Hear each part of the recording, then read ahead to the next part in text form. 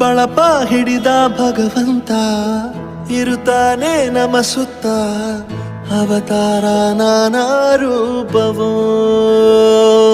ನಮ್ಮೆಲ್ಲ ಹಣೆ ಬರಹ ತಿದ್ದಿ ಬರೆಯಲು ಕತ್ತಲೆಯಿಂದ ಬಂತ ನಮ್ಮ ಕೈಯ ಹಿಡಿಯುತ್ತ ಕರೆದೊಯ್ದ ಬೆಳಕು ತೋರಲು ಭಯವಾಗಿ ಗದರೋದು ನಮ್ಮ ಬೆಳೆಸಲು